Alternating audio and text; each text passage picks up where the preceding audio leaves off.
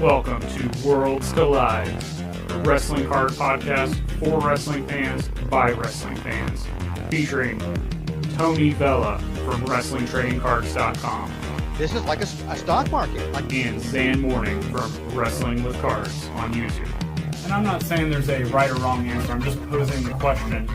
Join them as they navigate the world of wrestling cards, helping you build a bigger and better collection and making some money along the way.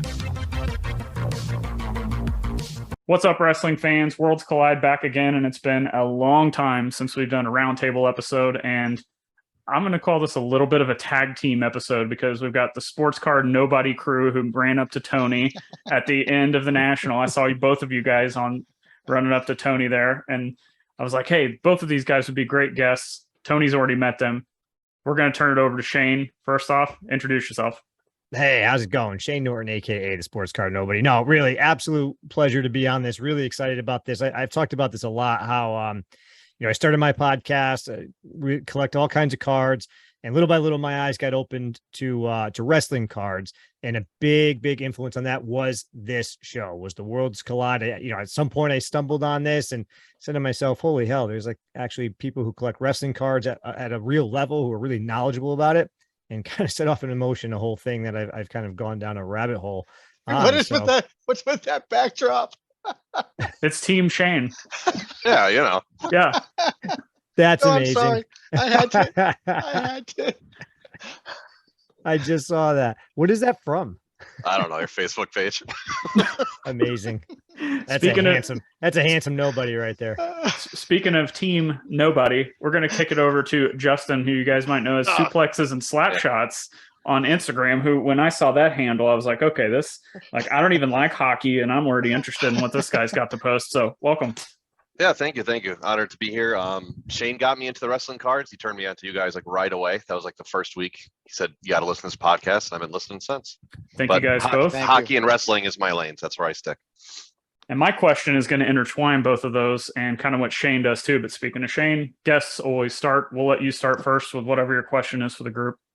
Yeah. All right. So, so the topic that I really have been wanting to chat about, and you two seem like the best folks to do that with, is we're part of this niche within a niche, right? The card collecting world, the hobby as it's called, is not really that big to begin with, and then we are really in the wrestling card lane. But one thing that's super, interesting, whatever the word is, about wrestling card collectors or wrestling fans as a whole, is the sort of the stigmas and the stereotypes that we deal with as our niche within the niche. How often people are talking about how smart we may or may not be, or questioning the intelligence and questioning the smells. Yeah, the smells that's a really good example there. But really specifically too, when Prism came out, that was obviously a huge moment for us, for the wrestling card collectors and the hobby as a whole. And I was seeing all over on different social media platforms, there'd be a big sale. You'd take the Ultimate Warrior one, which was really one of the first ones that really made waves at $15,000 or whatever it was that card sold for, the one of one. How many people who weren't wrestling collectors really pointing out how stupid we are and we don't know what we're doing and all these different sorts of derogatory stereotypes. And I don't know, I thought it was worth discussing what you fine gentlemen thought about that. Is that something that we should be addressing as a community? Is that something that just is there truth to it? I don't know. What do you guys think? I think the calling names is just a you problem. I don't know. Nobody says anything better. That's probably very true. I'm an easy target. I immediately want to get Tony's thoughts because I know how often he has to deal with this kind of thing. No. Go right ahead. Well, you're right. I mean, Shane, I think you're right, but I think you could take it in so many different ways. Like, the immediate thought is the people that were saying, well, how ignorant are these people, these wrestling cards selling for this much, but yet these are the same people who will go out and flip Pokemon or ancillary sports that, so it's like they just want to pick this one thing to pick on because it's new, it's got the attention, and they didn't get in on it at that time. So they're just going to say, oh, this is ignorant, this is stupid. But I guess on the positive aspect, to try to get our niche hobby back into kind of that mainstream, as far as not maybe the dollars, maybe, but just the fact that, okay, yeah, wrestling cards are out there, they're an acceptable thing, is the fact that if you go out there and you look at some of these big sports cards accounts, like they'll have a Rock, they'll talk about a Steve Austin, sure. they'll talk about a Hogan. They may not like as a whole be a wrestling card collector, but in my opinion, it's that one or two little pieces that kind of validates it to a bigger audience that they do have. So I think that's a positive that could kind of get the stereotype off of us. But I think wrestling as a whole is just, it's so full of stereotypes because, and you know, you could say this for anything. Like people joked about at the National going up to the basement dwellers that have the yellowed binder pages selling their, you know, 60s Topps baseball, you know, singles for whatever. And you could say the same thing with like Pokemon or Magic the Gathering or these other. And I guess you can't say that about F1 because those guys are too snooty for us. You know, they're way Right. too good to talk to Those any of Richards. us. But, yeah. So I 100% agree with the stereotypes. And I think that's why I want to get, like, I know me and Tony talked about this. I feel like that's actually more of a wrestling problem than it is within the hobby itself, because like, but I think that could trickle in too, because then you get, you know, we're seeing a lot of new people into wrestling cards. So these same type of people who, again, me and Tony have talked about a lot, they go out and they buy a blaster and then they don't understand values. And I could see, you know, kind of a problem, I guess, there with people who know what they're doing versus the people that don't. Maybe a little bit of a problem learning and adapting. And maybe we did see that. Actually, you know, I think we did see that with a lot of the old time collectors that had been in this hobby for 30, 40 years. And all of a sudden we saw the prism explode and they don't understand that, hey, parallels are more important than autographs. Mm-hmm. Short print of whatever is more important than a relic, you know, stuff like this. So just kind of thinking out loud. Yeah, it's interesting too, because, you know, like the sort of wrestling fan stereotypes and stigmas that we're talking about, you know, I wonder if that helps or contributes a little bit to holding back the wrestling card market as a whole. You know, I don't know, because we talk a lot. Yeah, right. I mean, because if first of all, if the wrestling fans don't collect wrestling cards, they're, you know, collecting belts and these things that you two have talked about a lot, which we've made fun of as well. Yeah, I think one of you had like a tremendous tweet about it recently, which was great. So if wrestling fans, first of all, are too slow to collect, and then you have these sort of stereotypes and stigmas that sort of persist amongst the greater hobby and the greater mainstream, does that prevent wrestling and wrestling cards from permeating more than just the legends, than just the Hogans and the Rocks, you know, or a lot of the women wrestlers, right? It just seems like there's a lot of folks who want to collect the Liv Morgans and the Alexa Blisses, but you know, not all the other cards, and you know, some of the more recent wrestlers as well, outside of just the legends. It's interesting, I guess. On my topic there, man. A little overlap there.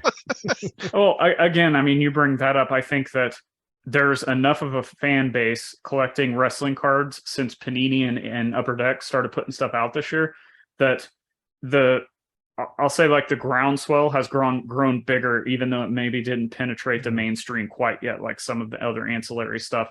And I think there's enough like diehard modern collectors, whether it's super collectors or putting together, you know, sets of gold or certain parallel or relic sets, like however they're putting together new things.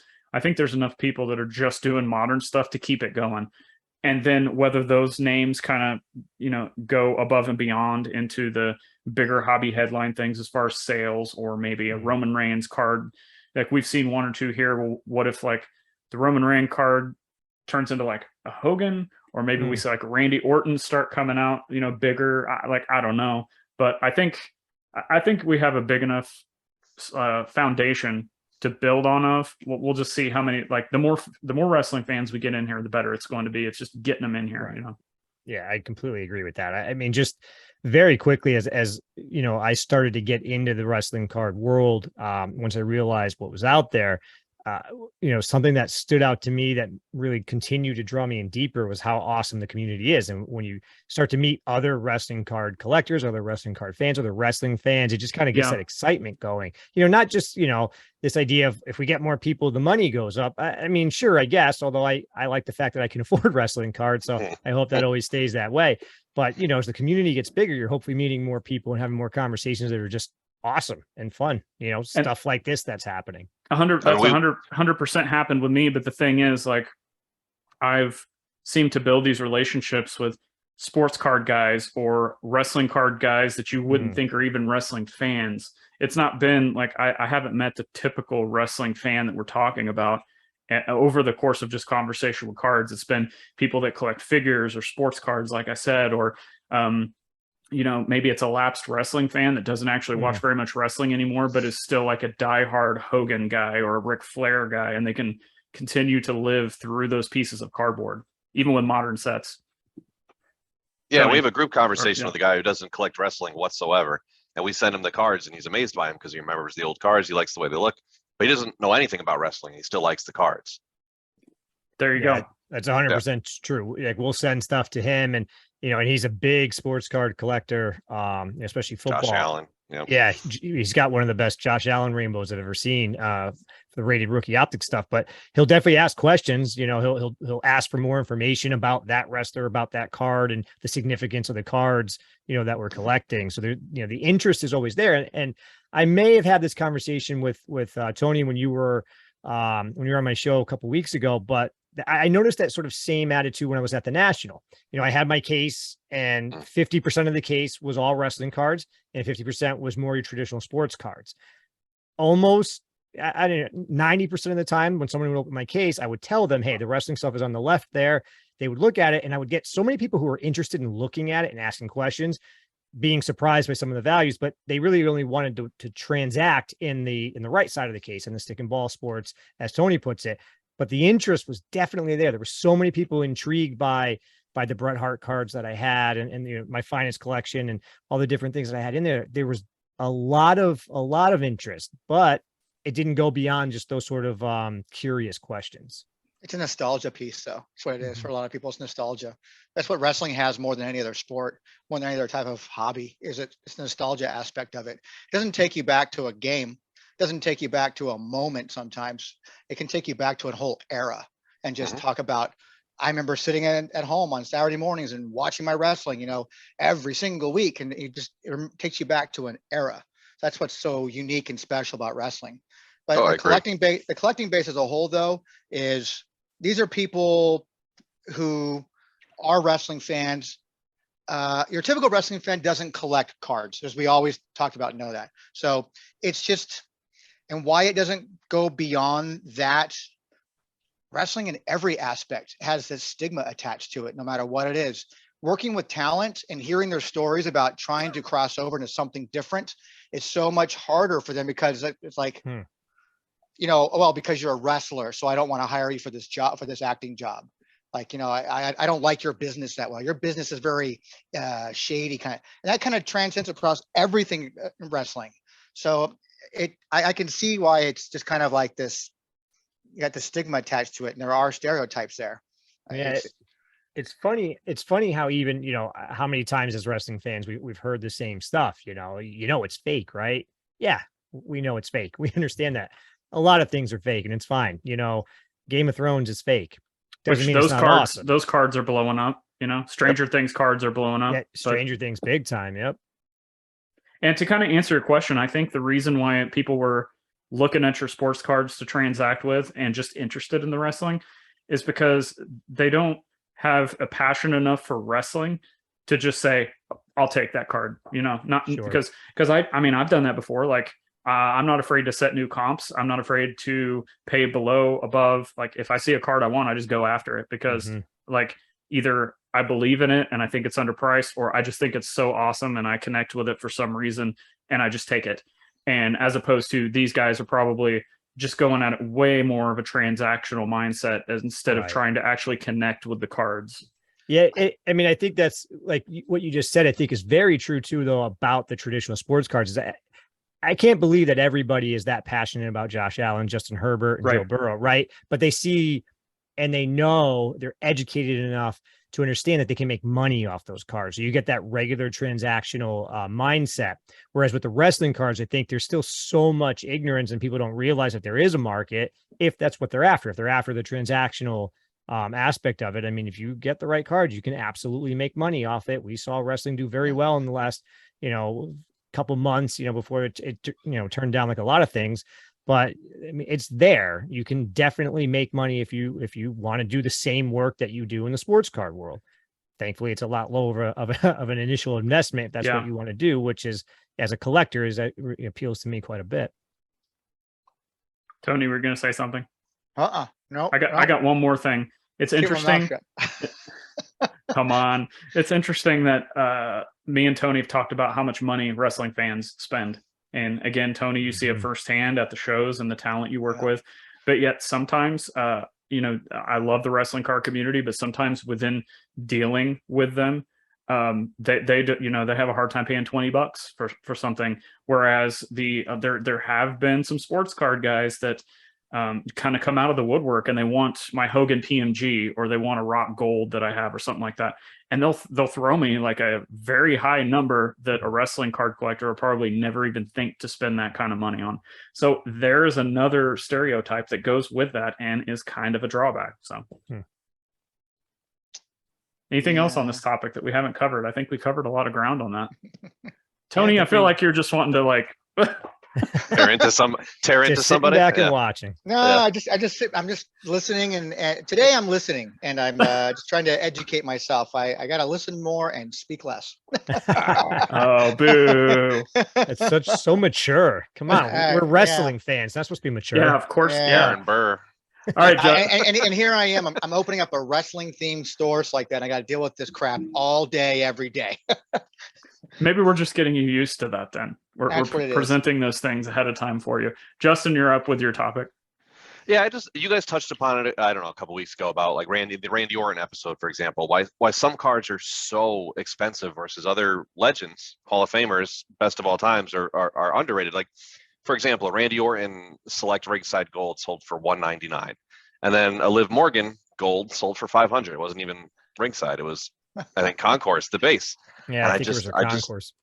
I just don't understand the difference there. I mean, it's good for me because now I can go buy Randy Orton cards, and sell my Liv Morgans for a premium. But I mean, that's kind of why I collect Asuka. I have a huge Asuka collection because I love Asuka and I can afford Asuka. I love Becky Lynch. I can't afford Becky Lynch.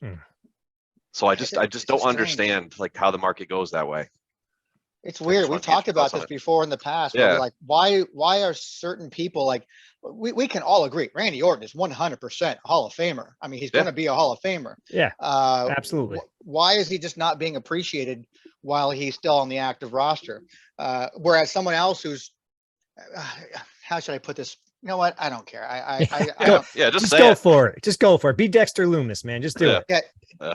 Tits and ass always sell. Yeah. Okay. And that's just the way it is. Yeah. I mean, but within even that sector, there are certain women who will sell better than other women for whatever reason, because of they're hot and blonde versus, or I like that whole like fiery redhead versus the typical brunette or something like that. That's always been the case. So there's always going to be that levels like that. But, I thought we were kind of in this world now where, back when Fleer had it, still, it was always your Trish, your Stacy, your China. Sure. Those were always your best sellers, no matter what. They would outsell. They outsold The Rock. They outsold Stone Cold Steve Austin. They outsold every Undertaker, all that stuff back then. But now we have guys, there's Roman and Seth is coming up there. It's like that. But you got these other guys like, AJ Styles. AJ Styles, big AJ Styles. I mean, maybe it's because AJ's got, I don't know. He's so. I personally think he's overprinted. To be honest with you, I know we have things that are numbered, but even going through like something stupid like the old Top Slam app. I mean, every time you go to open up or do a roll the dice or spend some coins and open up a pack, you got almost always got an AJ Styles card. AJ Styles, always. And it's just maybe he's just too common. I don't know. I think some of these guys end up becoming more appreciated after they're retired and they're gone.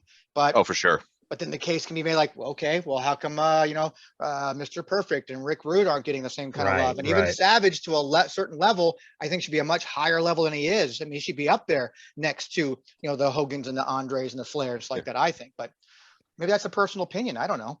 Well, but even like HBK and Bret Hart, I mean, they don't fetch as much as you would think compared to Hogan and Rock and all that. Nope. Or even some of the women you mentioned. Right. Yeah. Right. I think you go. And even if that's a couple $100 for a certain, Randy Orton card right now, I think in the long run, it's gonna be well worth it. So you're gonna be like a smart investor because he's so undervalued right now. Oh yeah. buy them all up now because God forbid the day you live long enough to see someone like him pass away or like that or whatever happened. I mean, you're making money off that. If that's what your intent, if that's what your intent is. And since your episode on Randy Orton, I've been going down a Randy Orton hole. I got a bunch coming in the mail. I've been buying Randy Orton cards up. So I think he's probably of the rookie class of 2002, so like that. He's probably the most undervalued from that set. Oh, I mean, who makes the least? No, maybe Batista makes a little bit less than him, doesn't he? Oh yeah, I think that's true. Which is mind-boggling to me because he's such a crossover appeal in so many different markets now. He's not just it's Dave Batista from Guardians of the Galaxy. Oh, it's Dave Batista from James Bond. Oh, it's weird to me that he hasn't crossed over in that respect. Yeah, I mean, I pulled a pretty a number to 25 Batista auto from the select box I pulled, and I was surprised how hard it was to move that at what I thought was a price comparable to some of the other things I saw selling. I did eventually sell at a price that I was super happy with. But I mean, that's a really good example that I just kind of had firsthand. So yeah, it's just weird to me that there's certain stars like that. And we're not really, I don't know. Would you guys say that the market still is dominated by women wrestlers right now? For sure. I mean, and listen, and I'm not knocking it, right? Because I mean, I fall victim to it. I've collected, Liv Morgan cards, because I mean, listen, she's gorgeous. I think she's a fun character. But you find her gorgeous and she's a hot blonde. What differentiates her from being the top dollar one? But Alexa Bliss is. Well, that's a tough question. And here it's the NWO shirt. That's what it is. I can explain why. So for me, Liv Morgan, the first time she stood out to me was when she shared on Twitter the picture of her wearing the NWO shirt for, I think they were promoting the video game or something. Yeah. I saw that picture and I was blown away. And again, it was gorgeous, right? Not gonna, make any. I'm gonna go rehash right now, guys. Go ahead. I'm gonna go rehash. Yeah, definitely look that up. Oh, definitely look it up. Oh, I saw that, and then I started in a group chat. I was saying to Justin and our buddy Dave, who big Seth Rollins collector. I was like blown away by that. And next thing I knew, I started paying more attention to her career. Damn. Bought a card and went from there. Now, it helps that I actually do enjoy her character and I enjoy the things she does in the ring. She's definitely not the greatest wrestler of all time, but I enjoy what she's talking. I hope her title run goes a little bit better than it has been. But so I'm definitely not knocking that. And it's just interesting when you really think about, what drives popularity, right? It's not only just success and wrestling. Success is measured in all different ways. It's not just by what you can do in the ring because it's all predetermined, right? So the popularity of things is driven by a lot of different factors, and looks is really part of it, though. Because I mean, I think Tony, you started collecting Dexter Lumis because you liked his look. Just his look, just right. In the look. It looks is awesome. That different than liking Liv Morgan's look? Even though it's the blondness and sure. In my opinion, how attractive she is. So there is still that element where the look in wrestling is important. The look, and we hear it all the time. I mean, Adam Cole gets so body shamed for his look and the way that he comes across in the ring, as he doesn't look like a Triple H, right? So looks in wrestling is super impactful on popularity, and obviously with women in a male dominated fandom, there's that natural attraction. Makes sense. I'm just I was always, I mean, it's different strokes for different folks, I guess. It's just always been fascinating to see how, two hot blondes, but one is better than the other when it comes to value. And Alexa's a whole different ball game too, where she still ranks as I think right behind Austin in terms of the WWE shop sales of apparel or the doll and all the other different things. I mean, she's still outside of the card world, one of the biggest money bringers in the company. And the only one active. I mean, she's the number one active as far as I'm aware. And these numbers could be a little bit outdated, but within the last couple of months, that was true that she was second to Austin. Which is mind-boggling that Austin's not even a competitor. Right. Yeah, Mandy Rose gold sold higher than Randy Orton. I mean, granted, the Mandy Rose select card is awesome, but more than Orton. My argument against all of this is cardboard relevancy, and I see this in sports cards all the time. It parallels sports cards. When you've got Baker Mayfield or Josh Allen or Jalen Hurts, like pick a modern quarterback that you've heard anything about in the past 6 months, whether they're good or bad. And the fact that you can probably go buy some Hall of Fame quarterbacks that of like cool 90s insert parallels, numbered stuff, autographs, whatever, you name it, the fact that you could probably go buy that stuff for cheaper than these modern guys is the same argument I think that we're putting here with a Randy Orton versus Liv Morgan. I mean, the parallels are just like, it's a no-brainer to me. Then you're right. And I think the only difference is that Randy Orton's still active, you know, but you're absolutely right. You can buy some really nice, like Shane's mentioned on his podcast, Patrick Willis cards or something for like $50 versus people now that are thousands and thousands of dollars.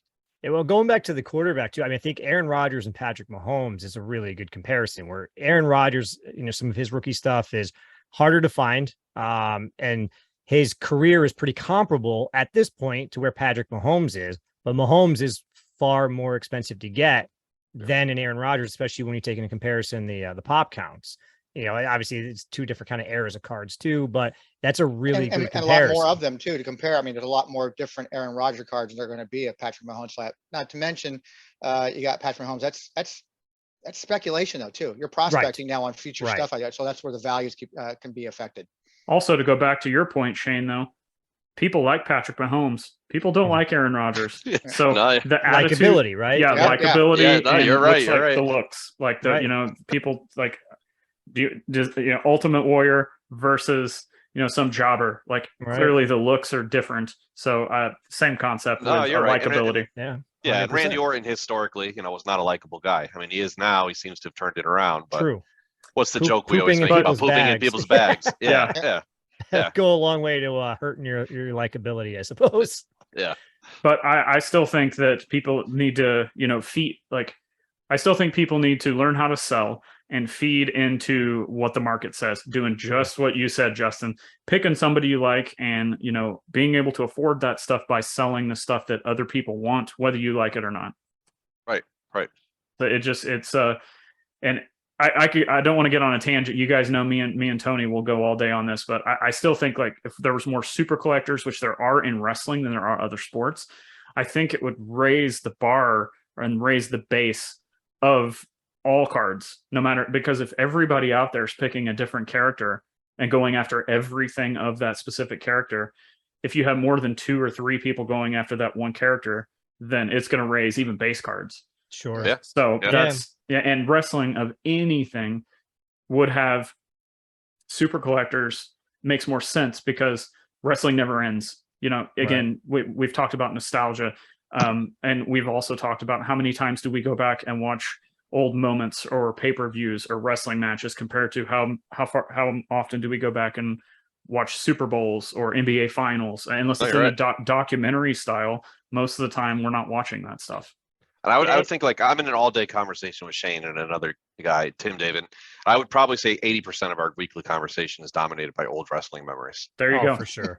Yeah, so, that's 100%. So, and that's why my argument is, if you pick some, you know, you're collecting Asuka, like, it doesn't matter what she does in the future, because if this is what you want to collect, it's never going to die, because all of her footage, even before WWE, you could go out and watch. So you can always go back to it. And it's more of a focus about the cards, the collection, and the journey of what you're putting into it than it is who's going to win the championship, what's going to go up, what's going to go down. Like, I'm getting to where I just don't care about that stuff anymore. Sure. I'm right there with you on that. Another thing that really kind of separates wrestling too from the other sports is the and you guys have talked about this, but the fact that it's so character driven. You know, you can be drawn to a character who is really designed to elicit a reaction from you, whether it's positive or negative. You're supposed to boo or cheer for them. And the way that character is designed too, that can start to evolve over time. You know, if somebody comes out as a heel and they're such an amazing heel for so long, and all of a sudden they become appreciated and loved. I mean, you know, CM Punk is a good example of that. You know, he was a heel, had the pipe bomb promo, and all of a sudden he was the biggest baby face on the planet at that time. So the way that you can sort of evolve with these characters can really draw you in. That doesn't happen with sports, right? I mean, you know, you're not really dealing with characters. You're dealing with people who are, you know, playing a game, and you're usually enjoying what they're doing based on their performances on the field, where that's not necessarily true with wrestling, where you can really just be drawn into someone's character. Like, I don't care. Well, I mean, I do, but, you know, it doesn't affect my love of Bret Hart, the fact that he lost the Iron Man match to Shawn Michaels, right? Sure. that win and loss there doesn't really impact the fact that when I look back on my Bret Hart cards and I get, transported into the past, I still have those awesome emotions where I still wish I could get those glasses being one of those kids in the crowd. That's always going to be there, and it isn't necessarily tied to his success. And All right. we're back. We're back. And my question, oh, wow, look at Shane, at Shane's backdrop with the team that was championship. WrestleMania. Wow. That's awesome. Where's the picture of me getting tapped out to the sharpshooter with those kids? Oh, I'll change it later. Wait, did you actually defend the belt in the parking lot and lose? Yeah, we had a friend in a ref shirt. Hey, it's wrestling. It doesn't matter. You care about the character. That's okay? right. The people cared about me. Yeah. Valid point. Long-term storytelling here. Valid. Absolutely. Love it. And that wasn't his belt either, so you can't make fun of him for it. Yeah, it's true. The promoter is going to take it from you at the end of the night, so he didn't trust you to Exactly. send it home. Right, yeah. Had to It's a pay a little deposit to hang on to it. There it is. There you go. Not a great That's- sharpshooter. I do like the CM Punk tape, though. It's pretty dope. Yeah, That's our buddy Zach in the referee shirt. that's awesome. For those of you watching the video version of this, you're getting to see all this. All right, so We're very cool. my So- question is, we're very cool. me and Tony have discussed this so much, but I still am going to want Tony's input. This is mainly for Shane and Justin. You guys have kind of carved your own niche with, I'm going to start with Justin. Come on, you collect hockey. No one I know likes hockey. So I was immediately interested with, okay, this What? guy, I don't This think guy's- anybody likes hockey. this guy's doing what he wants to do.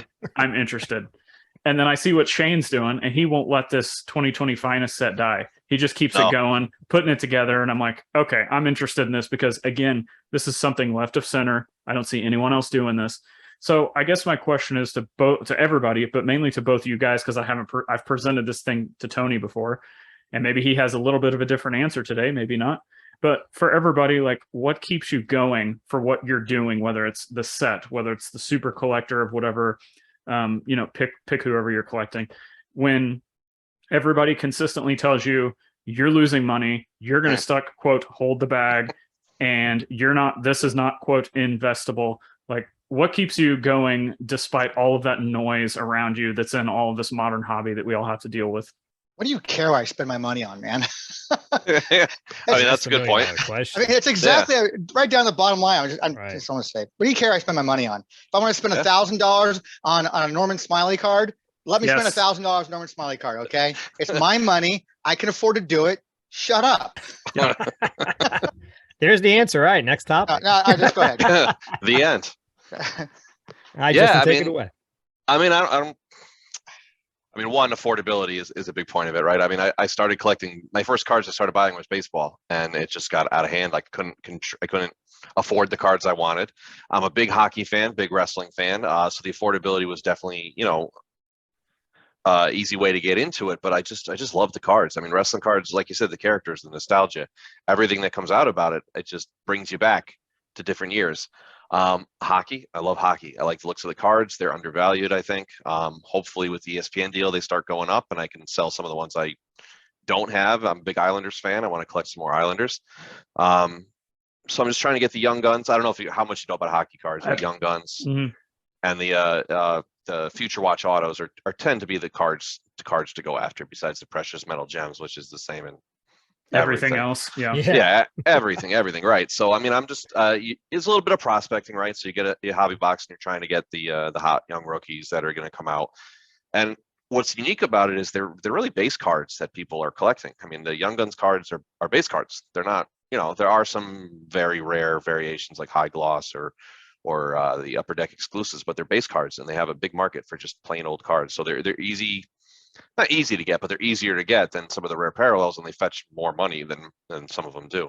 I try to stick with the Islanders. There's a couple players I really like to get my hands on, like Kirill Kaprizov, Jason Robertson. I just love the cards. They're fun. They're easy to collect. They're affordable, so you can keep buying boxes if you want to, and not feel like you are throwing money away like you can with some of the other hobby boxes in other sports. Everything you just said makes me think of why we did this to begin with. Like, you liked, like, people collect the base cards. They like it, but you like it because it's fun. It's your favorite team. Maybe you do a little bit of speculation. Like, everything, all of that is like what I was doing when I was like 10 years old, buying basketball cards. Yeah. Like, it's the whole reason I did it. Like, Yeah. And in wrestling, I tend to buy what I want. And in hockey, I tend to do a little bit of some of the speculating more than I do in wrestling, because I want to sell those cards. Moritz Seider from the Red Wings are fetching high prices right now, but I could sell that and buy a Sorokin goalie future Foch card, which is what I want. And I don't have, because I haven't pulled one of those. And those boxes are like $250, $300. And I don't want to drop that for 5 cards. Right. So, yeah. Yeah. So, I guess, and you asked specifically about the 2020 finest stuff that I collect, but one of the things that you kind of mentioned as you were asking that question that I want to make sure I touch on, because it stands out to me. What Tony said is true. I mean, I don't worry about what I don't care what other people think about what I spend my money on. But for me, the big thing is I'm a collector at heart. I don't remember a time in my life that I didn't collect. I collected everything. I collected comic books. I collected Pogs. I collected Magic cards. I collected comic books for so long in my life. I can't explain exactly why, but I've always been a collector. So, once I really started to dive into this hobby, into sports cars, and then I realized what I was missing with the wrestling stuff, the look of the 2020 finest set is what grabbed me. First and foremost, I saw the first ones in hand. I was blown away by it. And then I started to learn more about it. The checklist is really solid. It's definitely not at the level that the Panini stuff has come out with, recently with the amount of legends they have. But that particular set has the legends that I care about. Bret Hart, namely Shawn Michaels, The Rock, Stone Cold. It has some of the massive names I care about, plus a lot of characters from the current roster that are either important to me or to the business as a whole. So those things is what really drew me into that set. But really, it's the collector mindset that I sort of live with every day. This sort of need to want to get things that look alike for whatever reason, and gather them and organize them and put them in, on my desk in ways that look nice. Whatever it is about that draws me into it. The finest set just became sort of the conduit for that. Now I just have this overwhelming urge to just want to keep getting the people that are important to me in that set and keep adding to it. It just gives me a sense of accomplishment. It gives me a goal. It gives me something every day when I'm going on to eBay and doing my searches. There's something specific for me to look for before I go down the rabbit holes. I don't know. Maybe I'm empty inside, and this helps fill some void inside of me. Maybe. Yeah. Maybe. Yeah. Maybe? Yeah. So there's a really big hole in there. I'm just jamming cards in there to fill. But so that collector mentality, though, just makes me not necessarily care about whether or not other people approve of what I'm collecting. It makes me not care about if the prices go up or down necessarily. I definitely don't want to buy a card for $500 and then could have bought it for $140 the next day. I don't want that to happen, but I'm not driven by that just because of whatever the collector's soul is, I guess. Yep. 100% there with you on that. I mean, even just to prove it, like you consider trading rarer cards like the orange for more common cards like the gold is upgrading, right? Because you want what you want. You don't necessarily want the rare cards. You want the gold. So yes and no. Dude, that set's weird because the golds are numbered to 50 for the normal set, and the numbered to 50 in the extended set, and numbered to 10 in the base. Yeah, that's set. true. So it's a little bit confusing there, but my sort of what I'm after has evolved a little bit. I am at the point where I only want gold or reds or superfractors, but I haven't yet to see a superfractor of one that I would want. There's been a Dolph Ziggler that's been on eBay for a long time that I keep staring at, but I don't want to price. It's a good price. $300. Somebody's gonna go steal it now. Yeah. But so yeah, I don't know. It's sort of evolved over time because at first I was buying. I have a lot of the blacks which are numbered to 25, so those are pretty rare. But you're right, I would take the numbered to 50. Although again, that's not actually true because not to go down this weird set, but in the extended set, there is no blacks. There are only golds. Yeah. Golds. This whole set, like trying to keep track of everything is weird. Yeah, it's almost infuriating. Like I mean, it's a lot of wrestling sets like that. Even Transcendent, there's like 5 101s, isn't there? There's like a red and a gold, and then reds and the supers that they have. There's a red and like a red and a blue with the blue thin lines, and there's a blue and a red with a thick blue lines. Right. Yeah. Yeah. So anyway, that weird diatribe there, I guess.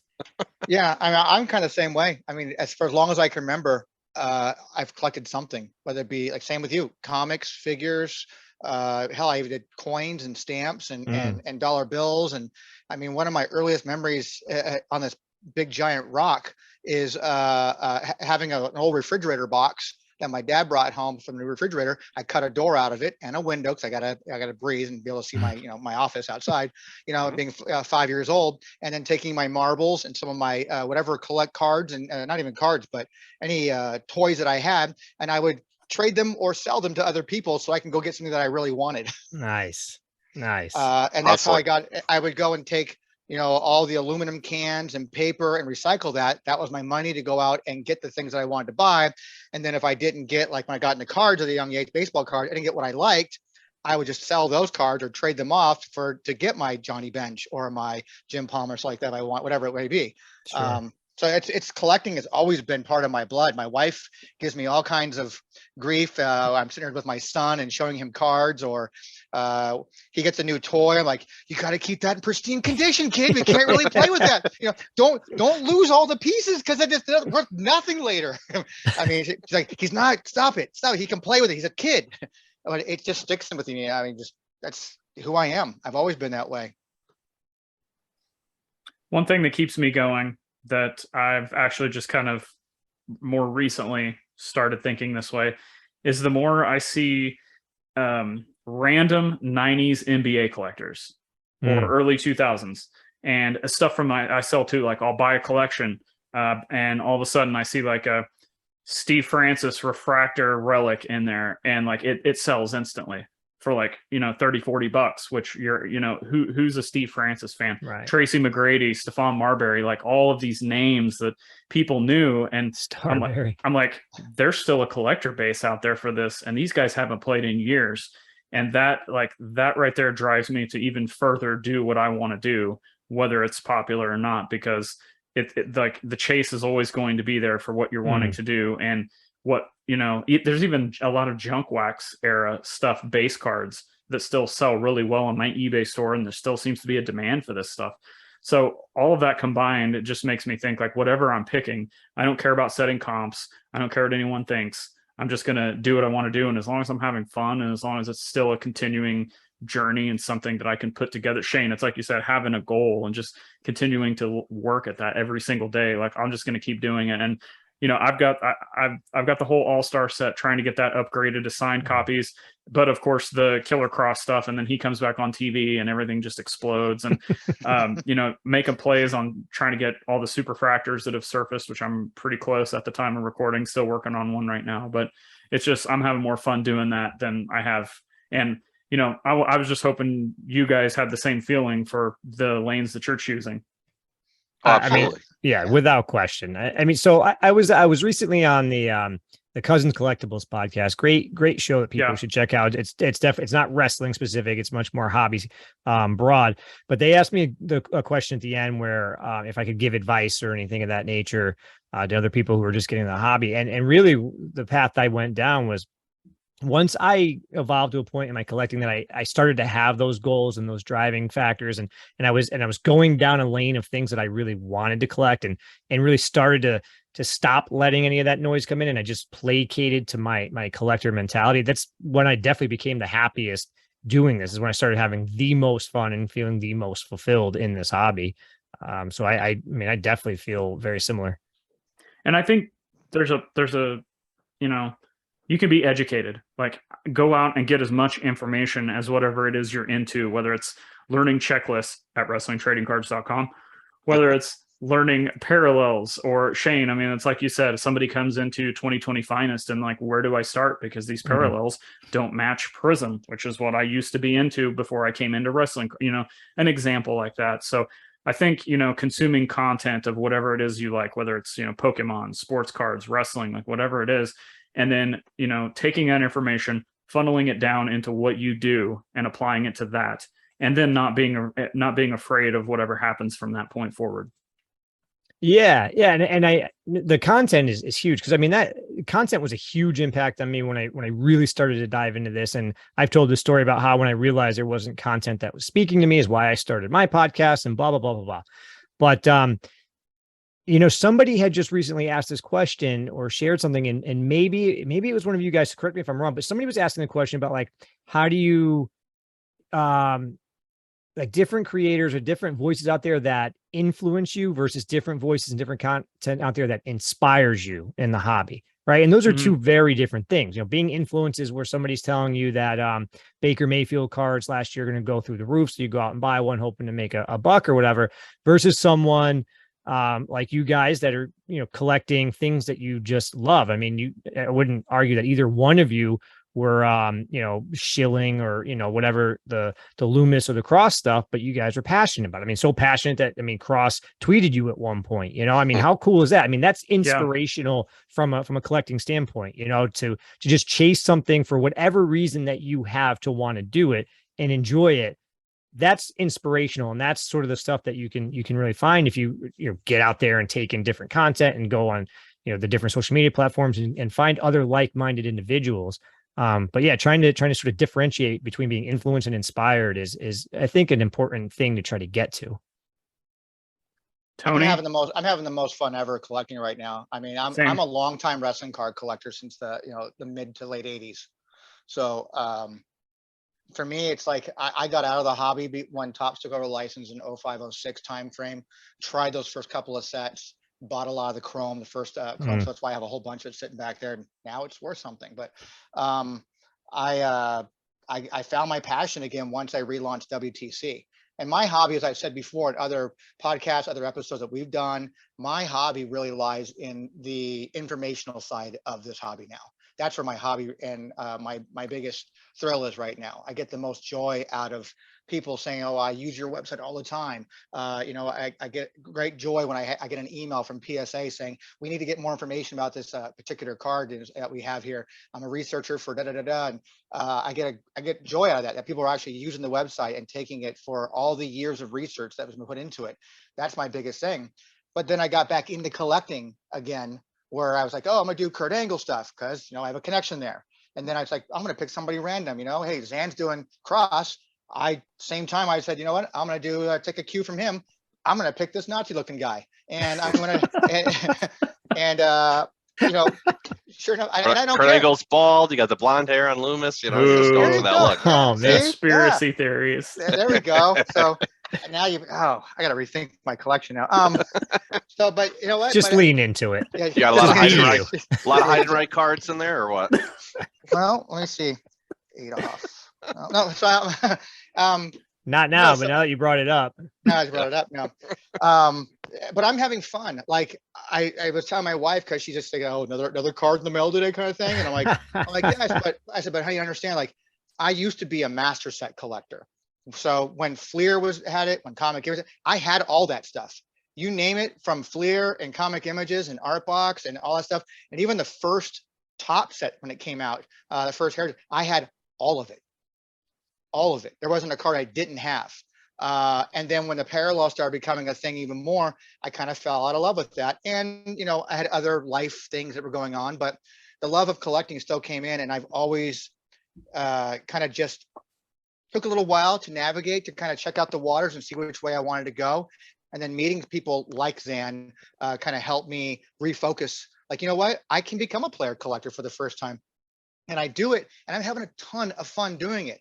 I don't care if he came back to TV or not. I pick someone. I'm enjoying the hunt, the thrill of the chase, and going out and getting that. And when I get it, I have just as much love and appreciation for it as I did when I had a complete 98 Comic Images set.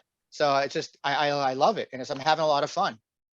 So I know you say that you don't care that they come back, but I mean, do you guys secretly consider yourselves the greatest wrestling prospectors of all time now? No. I think I have to be 100% honest. That's got to be David Peck. Yeah. I mean, come on. That's not really prospecting, but sure. That guy was on the blowout forums and preaching to everybody about wrestling cards before we were even thought about doing content. So right. I don't know. Still, Loomis and Cross. That's pretty impressive. It is. I kind of had to figure. I mean, when Cross came back, that was kind of like, that's a no-brainer. I mean, why wouldn't he come back? I mean, he is that kind of like that presence. Like, that was kind of a stupid move. And I was like, oh, well, Loomis got cut. It's like, I can see that. And then I get a message like that. It's like, hey, congratulations. I go, for what? 'Cause I don't watch the product. I had no idea. Right. And it's like, then I start seeing these tweets like, oh, Morning and Vela seem to be like Yeah. they seem to, they could have lucked out. They won the lottery here. I'm like, what are you guys talking about? And I go, oh, I guess Loomis came back like that. And I kept getting these messages like, congratulations. I go, what did I win? Just send me money. Just send me money. I think the Loomis thing actually happened when you and I were recording my podcast. Actually, I think That's right. I do it I on think Monday it did. nights. I think it happened while we were talking, which is pretty hilarious. I'm like, oh, what's going on here? I thought, again, whether he came back or not, it's not going to prevent me from collecting because I'm having fun doing. I pick my lane. I'm sticking to it. Matter of fact, I collect way more Loomis stuff than I do Kurt Angle stuff. I can't remember the last time I bought a Kurt Angle card. Well, the National, I bought those printing plates because they were there. But otherwise, I'm always scouring for Loomis stuff. Like, and have they been harder to find since he came back? I've noticed a little bit of pricing increase on certain people trying to go like, oh, well, he's back, so therefore I'm going to raise my price. Like I had a card on my watch list that was like, $12 for like some kind of a parallel. So like that was kind of teetering. I have one already, but I'm like, I still want more, kind of thing. Like, how cool would it be to have like all 10 of them, Sure. Like, Yeah. I have 1 of 10 through 10 of 10, And so like, I'm kind of in that zone with certain cards right now. And also they went up to $23. Yeah. Same with the cross stuff, but Tony's already been having a little bit of this, and this is what's going to affect me, is now I've got to start like preemptively selling to try to jump into the cross era of Panini to buy the black 1 of 1s, the golds, because I'm going to have, I'm going after those. Like if I got to sell all my rock stuff to be able to fund it, so be it. Don't care. Amazing. Like, I love that. Yeah. I'm don't having care. so much fun. I'm having so much fun with that stuff. Like I never thought I'd be a parallels guy ever at all. Yeah. But when you're going, like, 1 card short, baby, of that Revolution pair of rainbow, 1 card short of a Revolution. That's all I need is 1 more. I'm going after it. I have to. It's the thrill is fun. I don't care what anybody else says. I don't care if I'm wasting my money kind of to tie all this up. What our topic here is, I don't care. I'm just having fun doing it. I'm having total fun doing it. And ain't nobody going to stop me. Short of him actually becoming a Nazi, I'm going to continue to keep on collecting him. Yeah, that'd be a killer. I like that you have a line though that you will not cross. You will not cross a line into Nazi. I love how you hit killer and you said cross. Yeah, there you go. Unbelievable. Subliminal. Oh man, is this Tony, the most times Nazi's been said on your guys' show? I don't think so. Probably. No, I don't think so, because we've talked a lot about Loomis and Tony's thoughts on his appearance. But it's not my thing. It wasn't my. No. It's my wife today, and I can't. I see it now, and I'm like. Same. So I'm gonna just share this real quick. So I got a couple cards because before he was Loomis, he was Sam Shaw. Yeah. TNA. So Chuckster, love the guy, greatest guy in the hobby. I think is Chuckster. Was so nice. Went out and picked me up. This autograph card to go with my other one. Oh wow! So now I have. That is not the same guy. That's he looks crazy. so different. Yeah. Yeah. I mean, this is the guy right here, people. That's wild. Holy moly. So I posted because now I have number 50 of 50 and number 1 of 50. They're all 50. Yeah. 48 in between. He got 1 of 50. And so my wife looks and goes, oh, that's a much better look for him there. He should have just gone with that. It's like that. Tony, since you're talking, it's your topic. I just put this together this afternoon. I really wanted to change course a little bit because I was you know my thoughts, Zhan, on this whole grading, things like that. If we got time, you might as well squeeze 2 topics in. I'm not going to squeeze this. This is a whole episode all by itself, just because I'm on that. I walk that fence of like when it comes to grading, where I see the Gelman aspects of it, of like you need the transparencies, and I see the Peck aspects of it, of like, well, if you want to have investments be at ultimate value, this is kind of where I get both sides, but there's a thing with the grading. I don't want to get into it. So. I'm very intrigued. Yeah, so am I now. my original topic here was basically to talk about we're beyond the second half of the year now. So and I was just wondering, taking only wrestling cards in consideration. I don't want to care about any other markets, and I know other markets are up and down, whatever the case may be. Sure. What are people's thoughts on the market today versus where it was beginning of the year? You know, I mean, I know price points have mostly kind of settled in some respects, but we're still seeing some good numbers, you know, on a lot of the modern stuff right now. You know, vintage continues to keep pushing, you know, new heights a lot. You know, where do you think this trend is going to continue? You think it's going to continue? You know, and then with that said, are we going to like see any duds? Because Prism's been knocking out of the park with each release they put out. I mean, Panini has with each release they put out. It just keeps getting better and better. Do you think the NXT 2.0 will be its first dud? That's a good question. The NXT one. I definitely have some thoughts on this topic. So my timing's a little bit fuzzy in my head, just because, you know, a lot's happened in just such a short span of time, it feels like, in the wrestling card world. But when I go back to when I first started to really fall into wrestling cards, I had come across on Instagram. I eventually acquired it fairly recently. I talk about it a lot, but somebody had reached out to a whole bunch of different collectors. DJ Wavy, Wavy Sports Cards, reached out to a whole bunch of different people on Instagram with a numbered to 5 2020 finest Bret Hart. I saw that card. Yep. And I went, yeah, it's right there. I saw that card and I was immediately blown away. But he was asking advice. You know, what do you think this card is worth? So I wanted the card, but I was going to do an honest assessment as best I could. Obviously, it's a hard card to price, right? A number to 5. Good luck finding comps on it. But I did a lot of gymnastics to try to figure out what it might be worth. And ultimately, what I was able to do was comp out what a Roman Reigns number to 5 finest went for. Don't quote me on this because I don't have the numbers, but it was something like $300 that card sold for. So then I went over to Topps Transcendent, which had recently come out at that time, and comped out what a similar Roman Reigns sold for versus a Bret Hart, and then just kind of did percentage wise how different was it, whatever. And I came to a number that I thought the Bret Hart was worth. So I sent him that number, whatever. It took a long time, many months before I finally bought the card from him after he had it graded. In that time, I think the Roman Reigns gold, granted gold has a little bit of a premium to it, but I think it sold for something like close to $1,000. It was like $300 for that Roman Reigns red, and fairly recently closer to $1,000. I don't know. I don't think it was public the way it sold. So I'm kind of guessing where it actually sold, that Roman Reigns gold. But I think that even outside of the Panini stuff, we've seen an obvious rise where we've definitely hit a new floor. Now, some of the Roman stuff has gone up and down. I think Roman is really one of the best examples to use because he's active and he's in the midst of building this legacy, you know, kind of like a Patrick Mahomes or whatever. So we've definitely seen his prices go up and down. As somebody who collects finest stuff, I've seen the price of the black autograph sell for about $400. Then I was able to get it a little bit later for $250. That's numbered to 25. That's still selling close to what the number 5 was selling for many months ago. So all that really, I think we've reached a new floor. We've definitely risen up in this part of the year, and you know, halfway through this year now, as you pointed out where we're at. So we're in a good spot, I believe. I believe that we're starting, the ships are rising, you know, however you want to put it.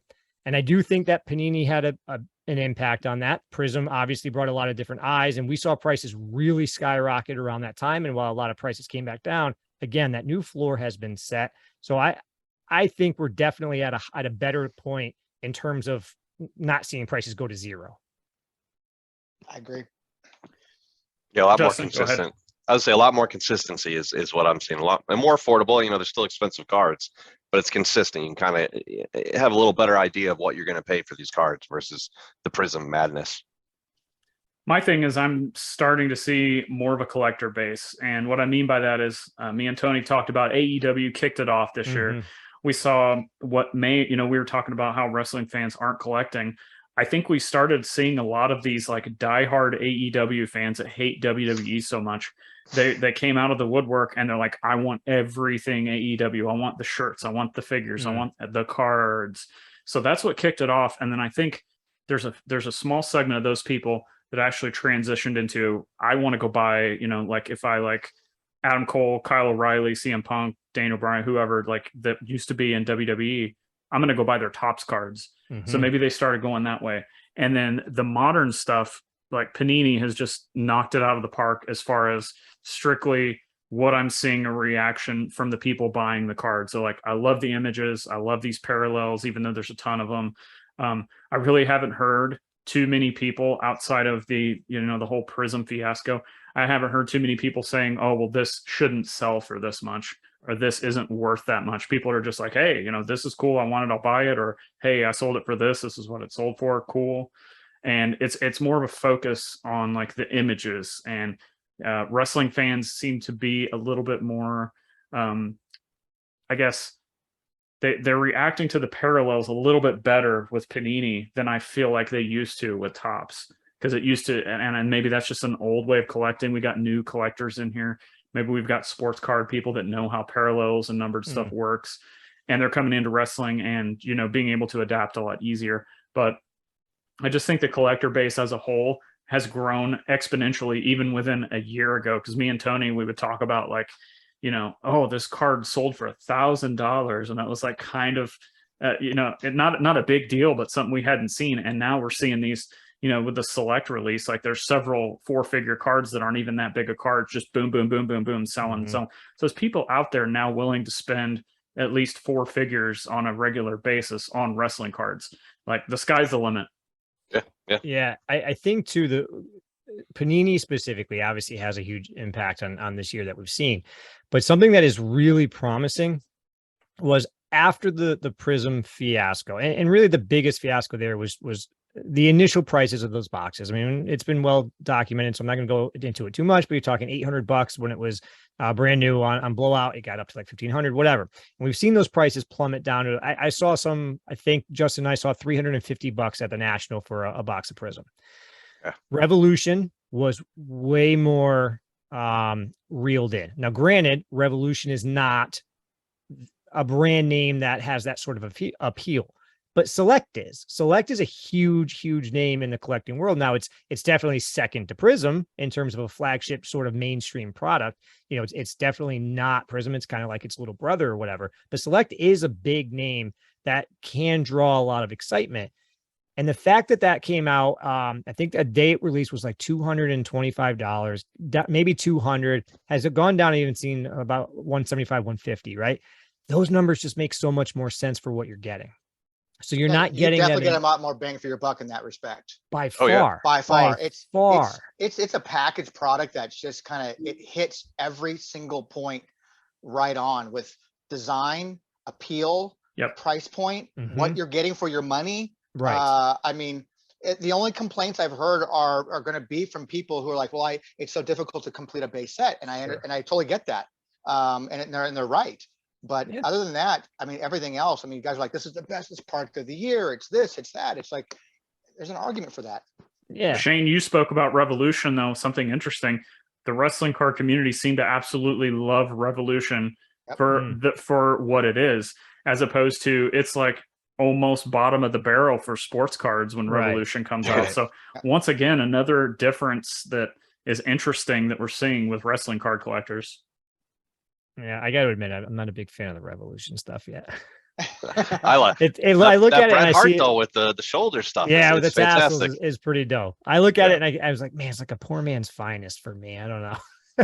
Maybe I'm a finest snob, I guess. I don't know. Poor man. Such an elitist. Going back to Tony's question about NXT, I think, I don't know. Like, I feel like NXT's really lost a lot of luster within just popularity. So maybe Triple H taking over might bring it back up. Maybe. It's possible. I don't. What's going to be interesting though is we still see the Panini instant cards do really well of some of the lesser named people too, and there's nothing flashy about those cards. So maybe these NXT cards are just going to be popular based because people love the Panini products now, and if they can get it at a good price, it's something they can afford and open, then they're going to go for it. Maybe, I don't know. Even prices on some of that stuff doesn't seem to matter with them. I mean, who would have thought that Pat McAfee card would like sell out like that? I love it though. I love that people are willing to see what those print runs are going to be for that card. Yeah, I just love that people NXT box is $80 a box, so I mean, it's almost like, even if it's not popular, it's not like you'll spend a lot of money on it. The only thing that'll kill it for me is if they have the match cards in there. There's so many of those in the top sets, it ruined it. Yeah, no, that was a huge complaint about like the Tops. I think the last Tops women's set, right? The women's division set was just like match women's card division, NXT. Some of the flagship stuff was like that. It was just so many matches and moments cards. I mean, for me too, it kind of, I mean, maybe this is just speaking to my age, and I don't know what it is, but like when you omit the legends, I'm definitely less interested. When the checklist doesn't have that for me, it doesn't. I'm not as inclined to want to go in and collect it. And same thing with the women's sets. Like something about collecting just one division makes me feel like it's just, I don't know. It's almost a niche within a niche within a niche, Yeah. I guess. And it doesn't appeal to me the same way as a more traditional release does. I mean, even 2021 Topps Finest you didn't like as much because there really isn't that many legends. Yeah. Yeah. And the design. I heard a lot of people Yeah. didn't like the design on that, but I tried to get into the design, and I again, I'm an elitist, I guess. You like what you like. Yeah. I'm curious though. And then what do you guys think about, we just touched on the NXT, but what about the releases that we've seen for the Immaculate set coming out? That's going to have the first Panini on-card auto, which is pretty awesome. That's going to be pretty popular. Cross Immaculate cards. Let's go. Yeah. Let's go. When is that released? They have a date for that yet? I haven't seen it. Yeah. All right. Well, thank you guys for joining us today. Let you guys plug anything you want. Let everybody know where they can find you and promote everything you got. Shane, kick it off. Yeah. You can see it all over my background if you're watching this on YouTube, but I'm Sports Card Nobody podcast. Find me wherever you do your podcasting. You can find me on Instagram at Sports Card Nobody. I'm on Twitter at Sport Card Nobody, and you can find me here on the Worlds Collide podcast too. Justin, just Instagram, suplexes and slap shots. That's where you can find me. That name sells your account. Sorry. Yeah, there you go. There you go. People just need to go follow based on the name. Yeah, and the Omos picture. The Omos picture is really, Yeah, that was my big poll, is the Omos of 10. Tony. I'm not on the internet yet, so I'll let you guys know. No, it's WrestlingTradingCards.com. It's just a passing fad. WrestlingTradingCards.com. All social media links are and how to contact on the bottom of every single page. And you can find me at Zhan Morning on most all social platforms, Wrestling with Cards on YouTube, and of course, here on Worlds Collide. Thank you guys for coming on the show today and your time. Thanks for what you guys do for the wrestling card community. All three of you, even though I talk to Tony every single week on here. Thanks again to Tony. Everybody with WTC behind the scenes doing all the checklists. Anybody that is really just pushing wrestling cards further and further to, grow the pie bigger, so to speak. So until next week, thanks for listening. Please subscribe and leave a review and keep collecting, having fun, because if you're not doing that, it's no point. And wrestling cards rule. We'll see you. Amen.